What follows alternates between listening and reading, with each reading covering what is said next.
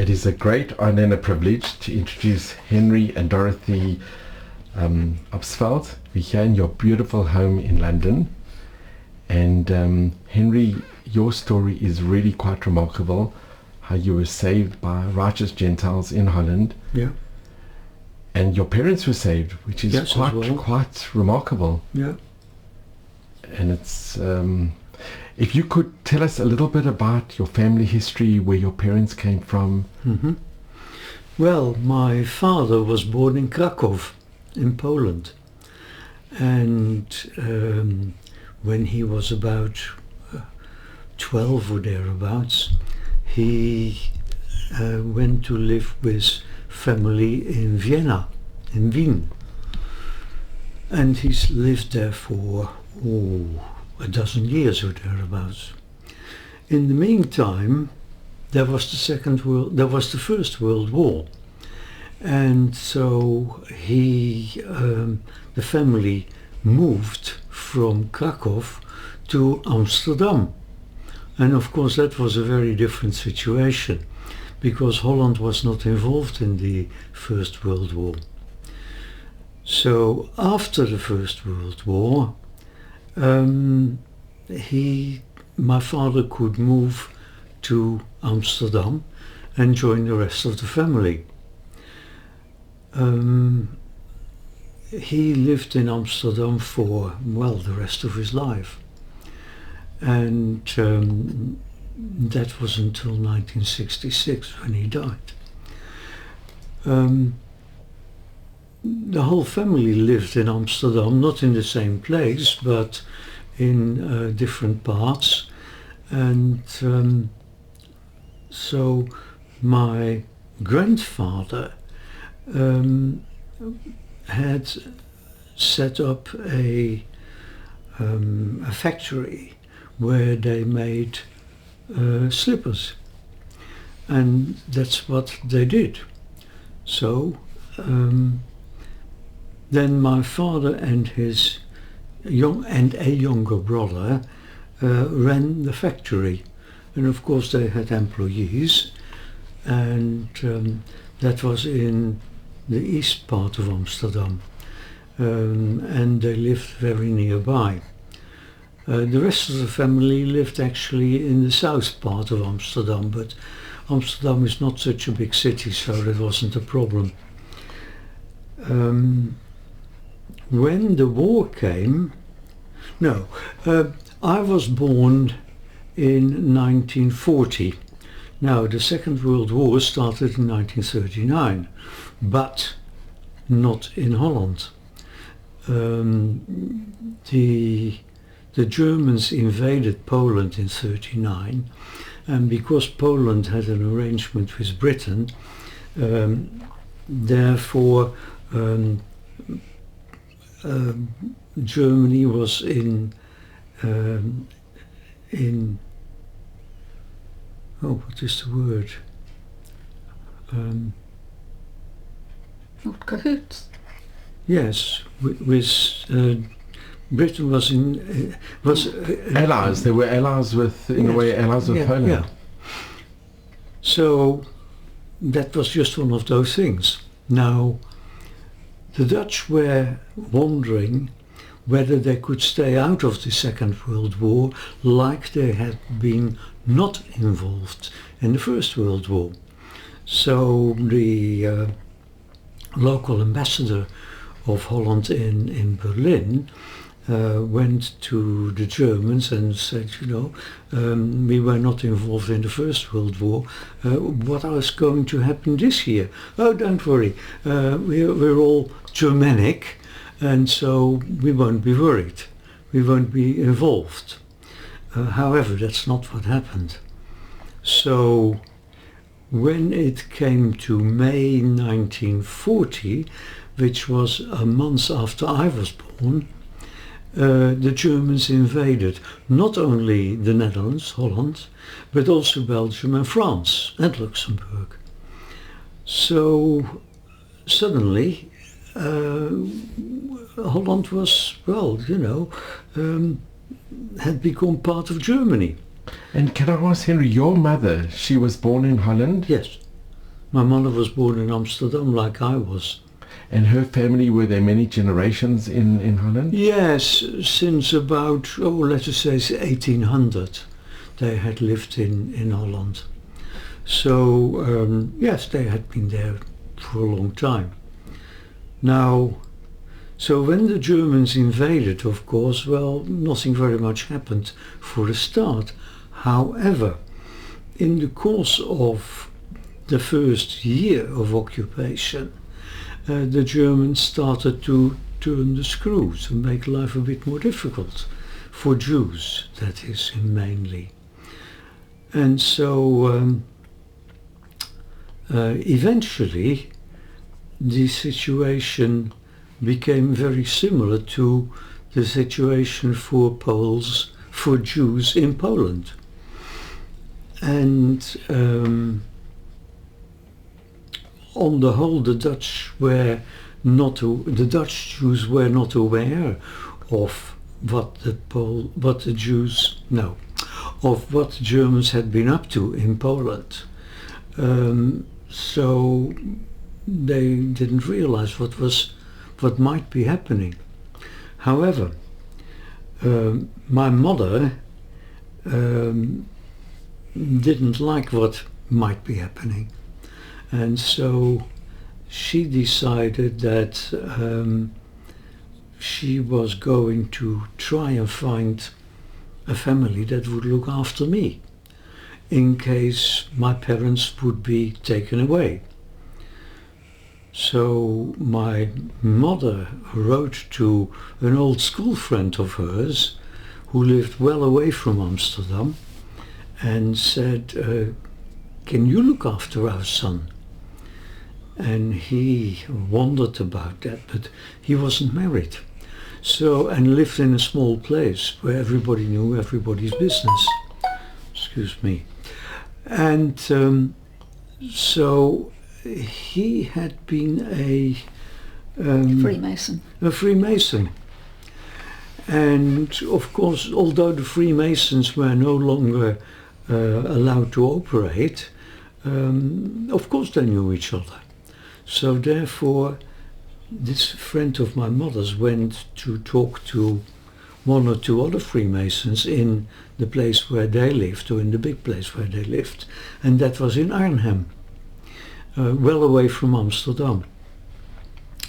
And yes, there was a family, a husband and wife, who were prepared to look after me, actually. So one day, my parents and I went by train from Amsterdam to Arnhem and went to the address that my parents had been given. And that wasn't far from the railway station, so that was quite easy. So we spent the day there, and afterwards, towards the end of the day, we went home again. And then my mother started telling me a few times per day that my parents had to give me away. Of course, did I understand that? Well, it went in one ear and the other ear, and something stuck in there, but of course it didn't mean anything to me. You know, I was 2 years old, what do you know? So a week or two later, we traveled again by train from Amsterdam to Arnhem and went to see the same people that we had seen in Arnhem before.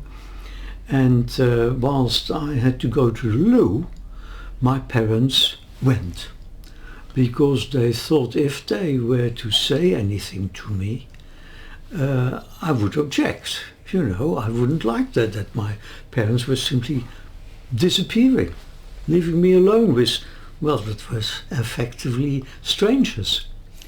So my parents had gone back to Amsterdam, and there was I on my own. So I stayed with these people. I had no choice, and I had a room upstairs And, well, you know, as a 2-year-old, as a 3-year-old, you went put to bed in the afternoon. You know, it's good for you. You know, you still have to grow. So, okay, fine. And occasionally, after a while, I didn't need to sleep every afternoon. So I started looking around in my room. And I found A toothbrush. a toothbrush, that's right. I found a toothbrush. But I couldn't reach for a toothpaste. So instead of using toothpaste, I put soap on the toothbrush. And of course, when I started polishing my tooth with the toothbrush with soap, well, you can imagine this was worse than horrible. In the meantime, my foster mother, who was downstairs, heard that there was something going on in Henry's room.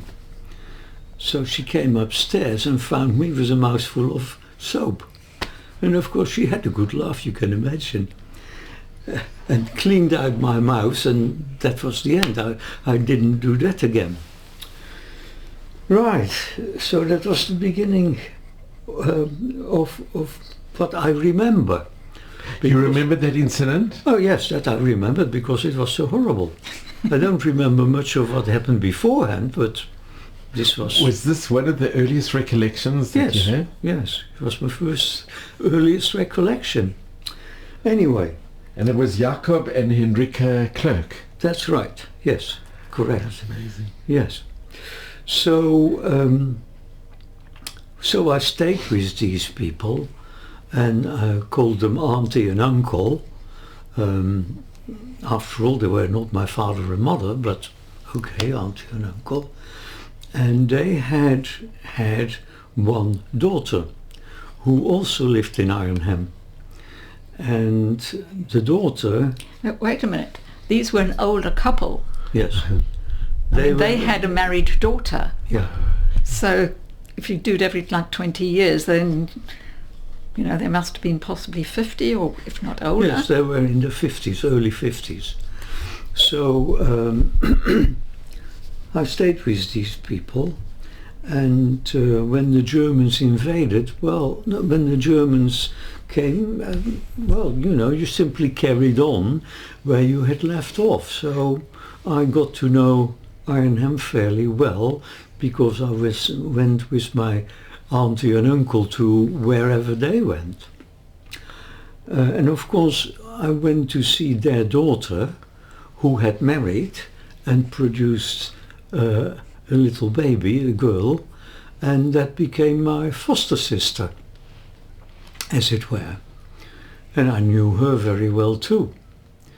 So all went well until round about 1944. Now, by now, the British and the Americans had left Britain and gone into France. And of course that was quite a situation, you can imagine.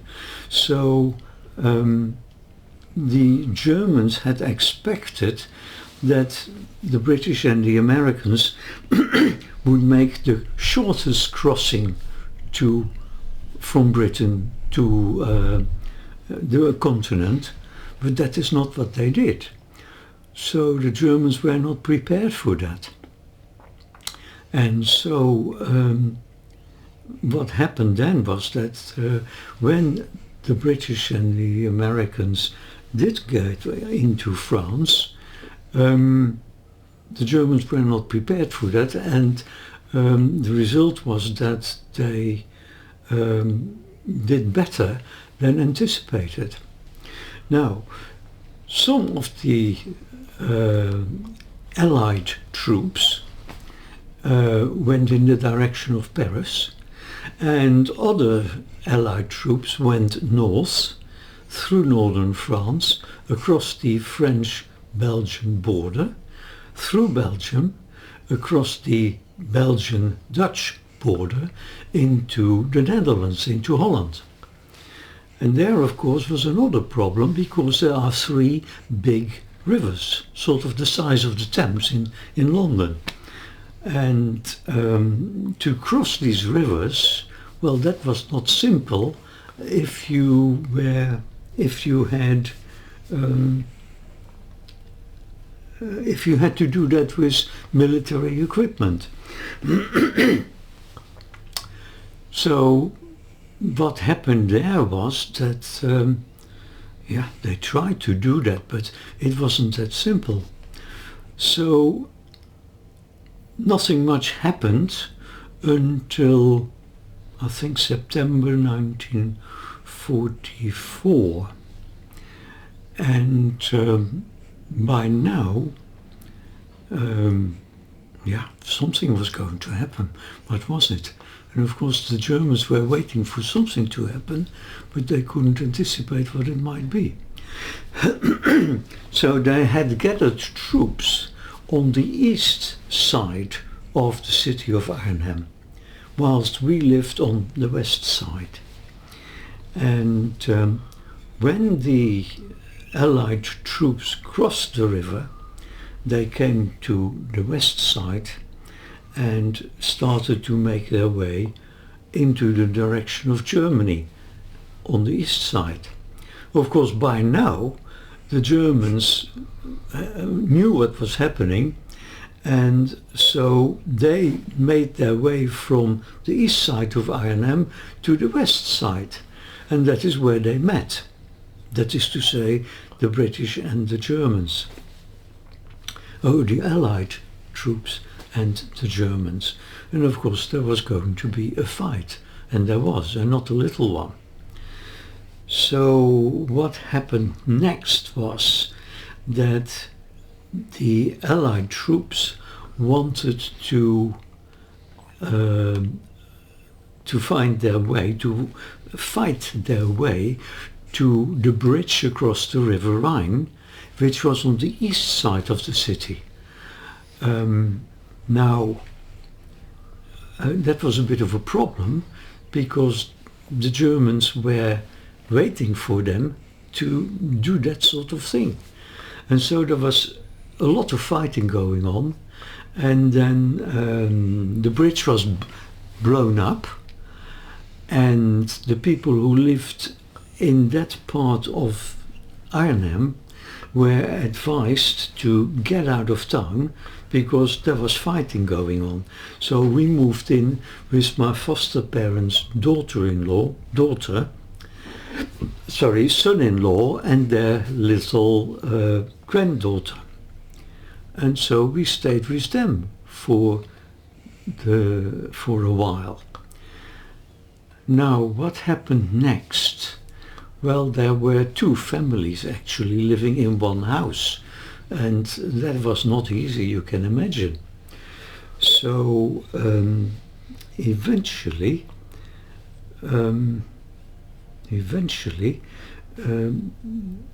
there was somebody who had a car. Now that was unusual, because in the 1940s, who had a car? Very few people. The mayor of a city might have a car, and the doctor might have a car. That's why this person had a car. He was a doctor. So the next thing was that they came to us, and we got into that car and moved away from Arnhem. And we moved along the main road west in the direction of the west of Holland, and then turned off north, and we came to a place called Harskamp. Now Harskamp is a very small place. It was Harskamp. It had been a camp for the Dutch military, where they did their initial training. And we came there and stayed with the head of the primary school in that small place. And well, that's where we lived for a while. And then we moved from that house into some other place within Harskamp.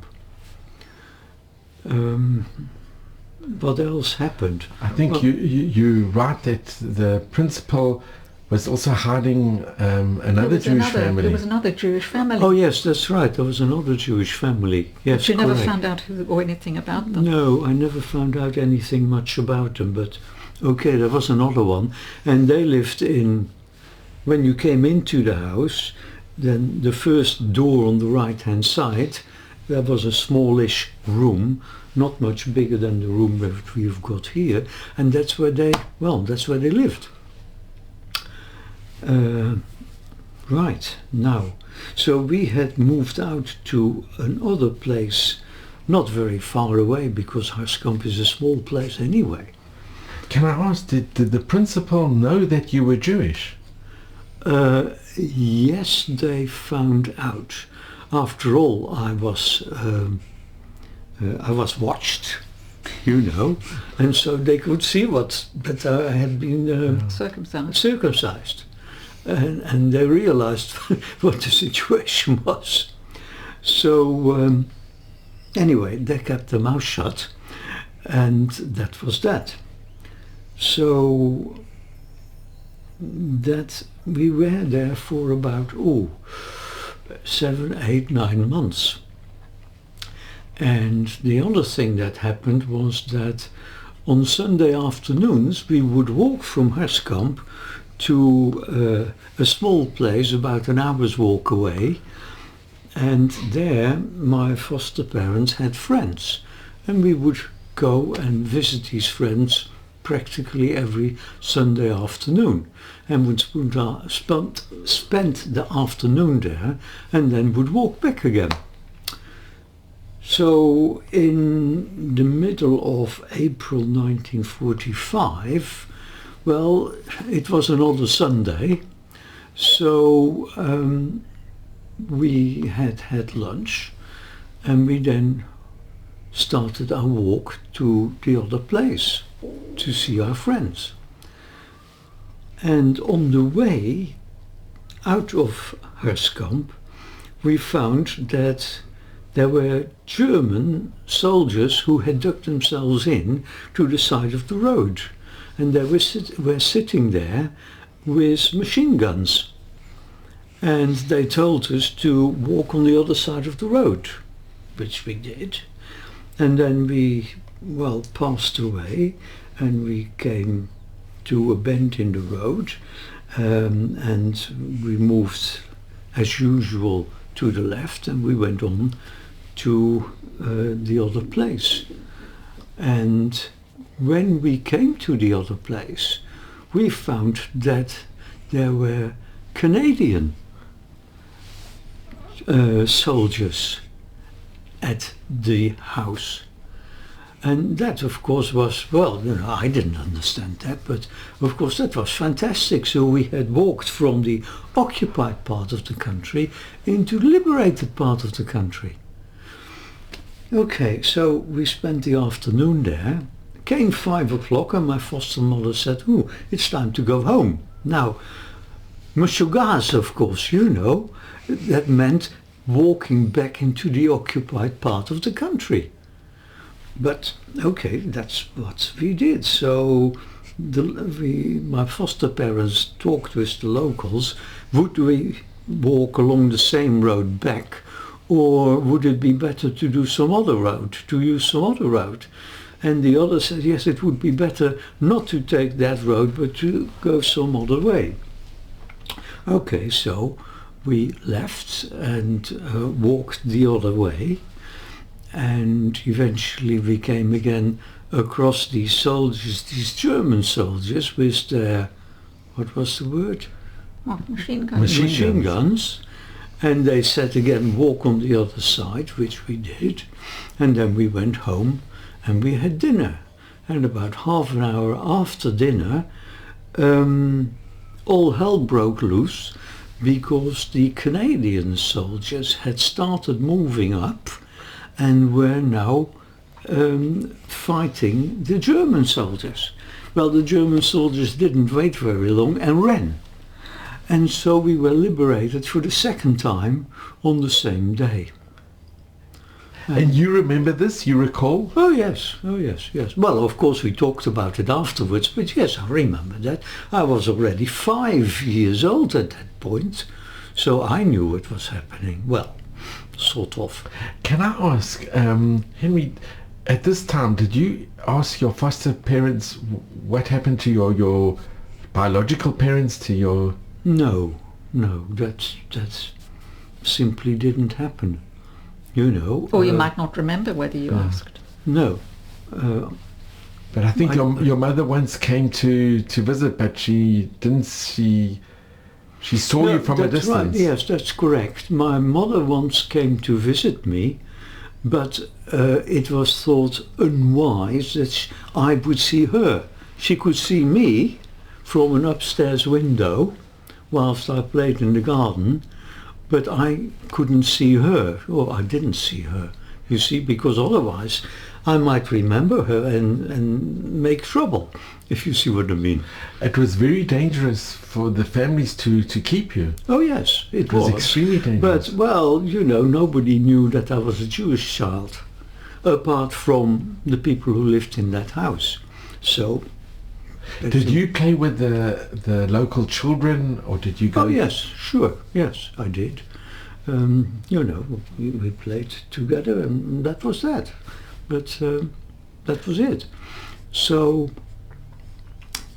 did you go to kindergarten, or...?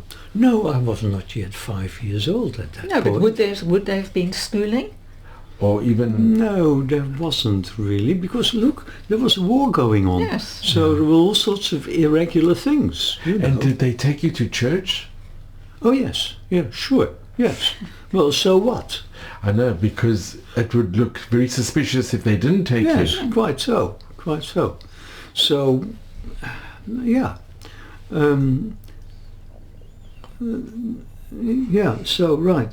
So, well, the next thing was, of course, that my parents, who had gone into hiding in Haarlem, which is near Amsterdam, they came back to Amsterdam, and they found that the flat in which we lived, had been occupied by I don't know who, but my father had the key to the factory, and he could open the door of the factory, and nobody had been in that factory for maybe 2 years. So they had a roof over their head, and somehow or other they got some bedding, and they lived for a short while in the factory. Well, there were all sorts of irregular things going on, you can imagine, but okay, that's how it was. So my parents had the address of where I was supposed to be, in Hartskamp, which left the question, of course, how do you get from Amsterdam to Hartskamp? Well, there were no trains running at that point, buses and things like that, no. So one day my parents started out walking in the direction of Hartskamp, and they managed to get a lift on a what was it? Was it a fire tent or a fire engine? A fire engine, yes. And okay, that brought them in the right sort of direction. And then they had to change, and they found that there was another car going in the direction of Hartskamp, and they hitched a lift on that, and eventually they came to Hartskamp, and then of course there was this address. So whoever it was they came across, they said, where is this address? Oh, that's not easy, that's not difficult, that's the house of the head of the school. Well, everybody knows where the head of the school lives in a village like that. So that wasn't a problem. And so my parents knocked on the door, explained that who they were, and was their son living here. And the answer was, well, he's not here, but we know where he is, so we'll go and get him. So somebody was sent to where I was with my foster parents, and then we walked all of 10 minutes or something to where my parents were now. And I recognized my mother, and I said to her, so it was said, you stayed away a very long time, 2 years, you see. So I wanted to sit on her lap. I hadn't sat on my mother's lap for 2 years. And my mother then said, don't you want to sit on your daddy's lap? Yeah, well, but that wasn't the same as sitting on my mummy's lap, you see. So back to my mummy's lap. And so I think my parents stayed there for about a week. And I went back with my foster parents, and then about a week later my parents decided to go back to Amsterdam, and I came with them. So how exactly we got from Harskamp to Utrecht, which is one of the big cities in the center of town, I don't remember. But once we were in Utrecht, I think there was a train that went somehow or other to Amsterdam. So we got on the train and went to Amsterdam. And we then lived for a while in the factory in Amsterdam. Now the other thing was that somehow or other my parents got the keys to a house in a place called Heemstede, which is near Harskamp. Near Haarlem, but a little further out, the next village along. And so that's where we started to live. And that was all very well. My father then started work again in the factory where they made slippers. And he would go to Haarlem every morning and catch a train, if there was one, to Amsterdam, and then went to the factory, and well, they made slippers, and they employed again some of the people who they had employed before. And then in the evening he would make the way back via Haarlem, and the following morning back again the same way. Now, somehow or other, there was a lady who lived in Amsterdam who actually wanted to live in Heemstede. And so somehow or other it was arranged that she would take my parents' house in Heemstede, and we would live in the flat where she had lived in Amsterdam. So there was a straight exchange. And that was that. Now, what else? Can I ask, when you left Jacob and Henrika, yes, was it difficult to leave, or was it emotional leaving them? Well, no, that wasn't that difficult, because I remembered my parents. So I went back to my parents. And of course, yes, I would see my foster parents quite often in the course of a year. You'd visit with your parents? Yes, yes. And also my foster sister, their granddaughter, you see. So there was quite a lot of contact between my parents and myself with my foster parents and their offspring. Now what else? Well, you would go there for holidays. Yes, I would go there on holiday, and I would then play with my foster sister, so-called. And did you keep this connection for Yeah, I many mean, years? Oh, yes, yes, yes, she came to our wedding. yes, that's right. Well, what happened was that my foster father died about half a year before my bar mitzvah. And so they were invited to my bar mitzvah, and of course they made quite a fuss of them. After all, you know, they had looked after me during the war. And that was quite important, you can imagine. So, what else? And your parents, when they were in Harlem, they were also hidden by They righteous were Dutch? hidden in a house. No, it wasn't a house, it was a school. Yes, it was a pre-primary school. So there was a door from the road into the playground for the pre-primary school, and then behind that was a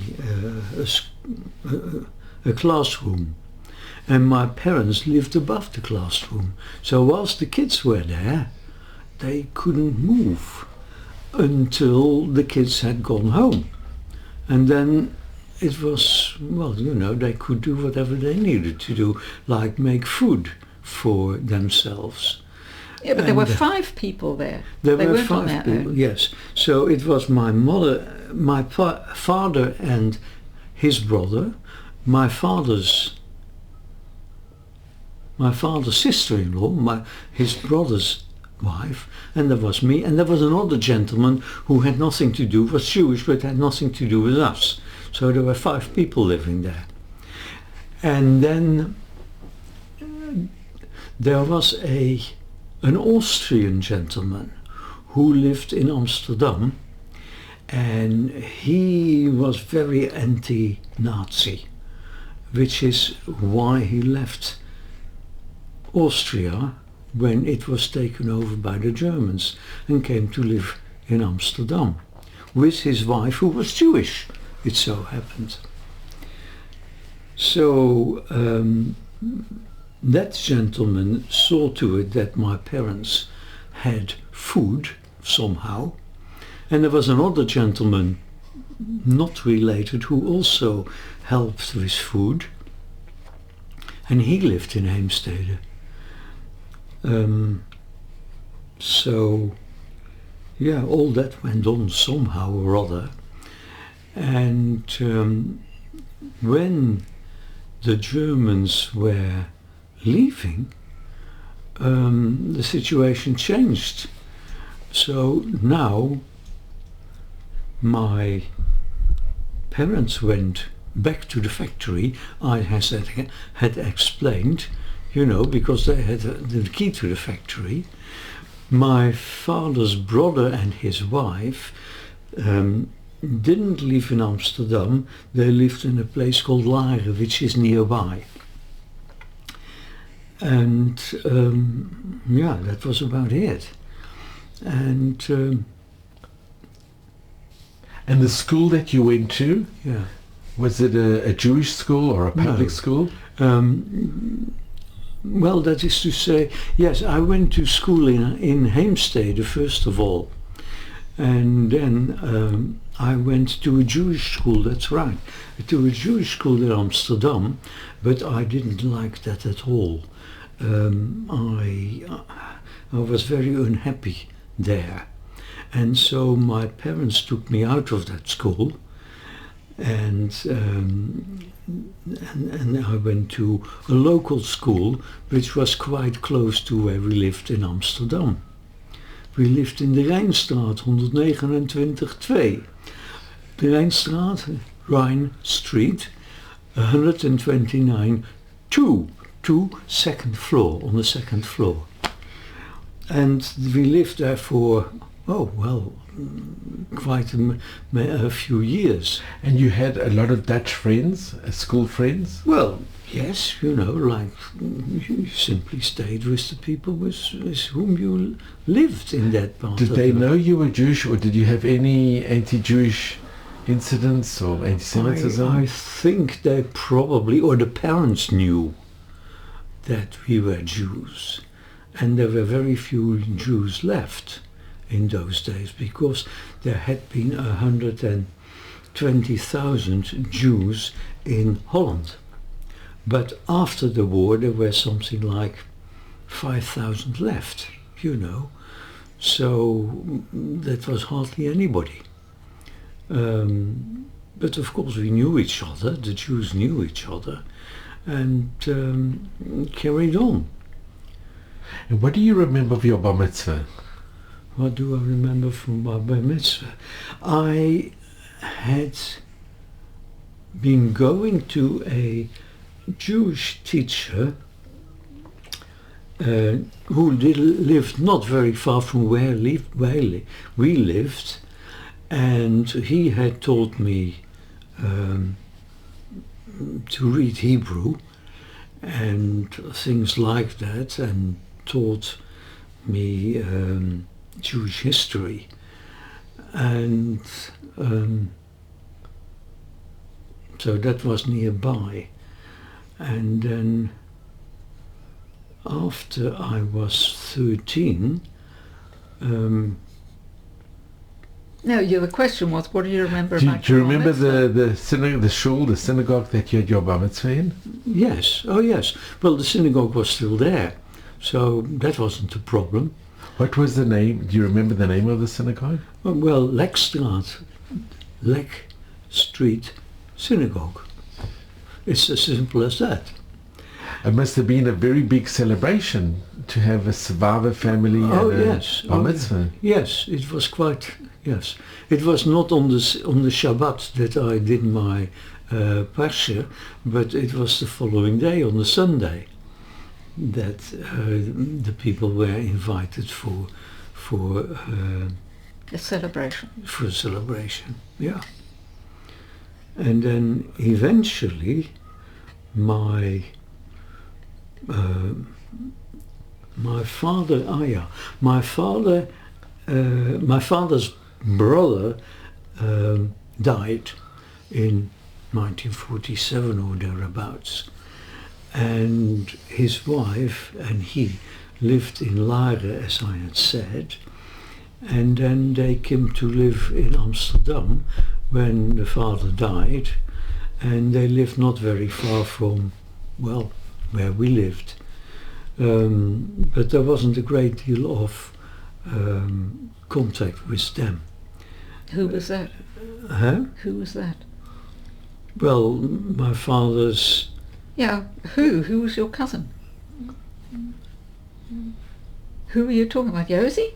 No, not Josie, no, Herman. Oh. Yes. Oh. Right, no. Can I ask, what happened to the rest of the family? Oh, well, we were quite fortunate. That is that the major part of the family, and there were quite a few members, had all survived the war somehow or other. So one or two of them had been exchanged somehow and ended up in Switzerland, believe it or not, and others managed to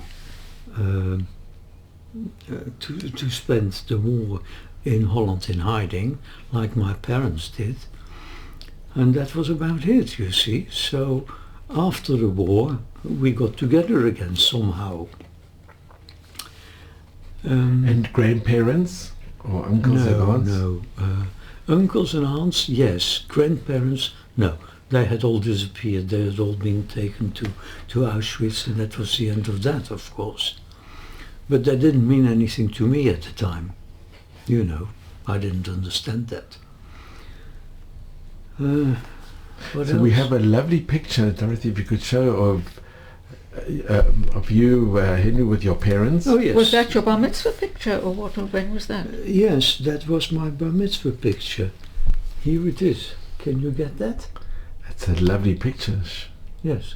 So that's my father, myself in the middle, and my mother. Now my father died in 1956, I think, and that was that. Now, Did your parents speak about the Holocaust or being in hiding? Or oh yes, yeah, you know that there was normally there was talk about that. They talked to each other about that. So I picked up bits and pieces of information. and their friends and the people that they associated, Yeah. were they also survivors, mainly? Yes. Oh yes, yes. There were in Amsterdam. There were quite a few survivors. Not as many as there had been. Nothing like it, but just the same. You know, there were quite a few Jews living in Amsterdam after the war. Now, what else? So, Henry, I have to ask you the Yes. very difficult question. Come on. If the tables were turned, and Yeah. I don't know if you've thought about it, but if you were put in the position that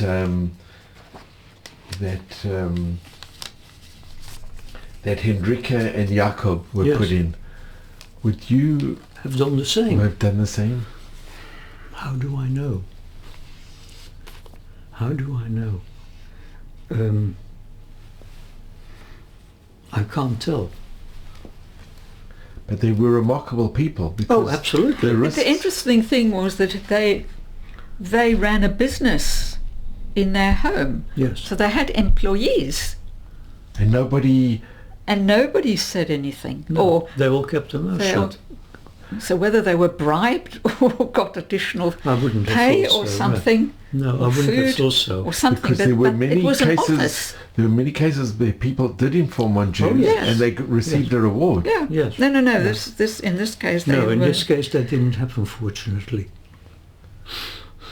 And were they given Chasidei Motalam, righteous amongst the nations, at Yad Vashem? Yes, eventually that was done. That was in 2000, I think. Because you see, I didn't know much about that sort of thing until I found out that there was this. Oh, was that when we went to the synagogue in Arnhem? Yes, that's Yeah. right. Yes. It was in 2000. Yes, in 2000. So that was much later, but I didn't know about that until I found out, and then I felt I had to do the same thing. So that happened. Now, they lived in my stepmother lived in Arnhem. No, what do you And- mean stepmother? You don't mean A stepmother. foster mother. No, My foster mother. yes, my foster mother lived in Arnhem, and so did their daughter and son-in-law, and so it was decided, and it so happened that, that these recognitions happened not necessarily in Amsterdam, but wherever suitable, and because this happened in Arnhem, therefore lots of people came to know about it, and it was in the newspapers, of which I have copies. So we came to Arnhem, and yeah. But you weren't the only one. There were other people. Yes, there were other people as well, but because I was the local boy, as it were, therefore they made quite a fuss of me. And the other people, well, that was by the way. So my parents had arranged, no, No, I had arranged for for a reception, as it were, of my foster mother and her kids in Arnhem in quite a nice restaurant. And that is where we went. And then we spent the afternoon there. What else? Are you still in touch with the family? Do you still have a connection? There's nobody No, there. nobody They've left. died. No, they all died. There were...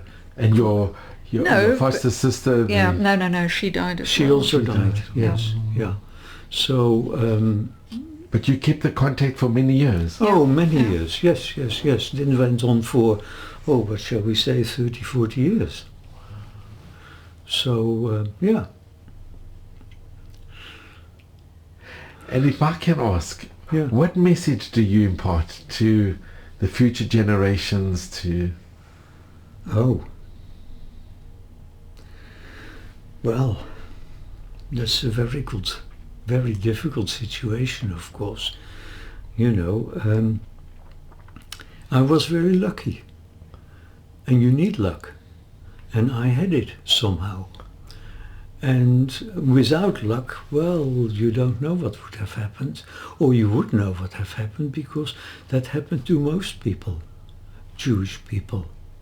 The percentage in Holland was exceptionally high. Yeah. Yes, They say that's over right. 70% of Dutch were sent to the camps. Yeah, that's right. Yeah. So I'm one of the very few. Yeah. I just want to thank you and Dorothy, and I think it's remarkable, and it's actually very, very, in a way, unique that your parents and you survived. Oh yes, absolutely. Yeah. There are many families Absolutely. where the parents didn't survive. Yeah, So absolutely. if I could just come and thank you both so much. I'm so grateful to you. Really, You're thank welcome. you. And Dorothy, thank you so much. It's been such an honor and a privilege to be in your home. I just want to thank you both, and you should just only have blessings and till 120 in good health. Henry, you were And awarded awarded British from the Empire Medal. Her Majesty Her the Majesty Queen. the Queen. Yes.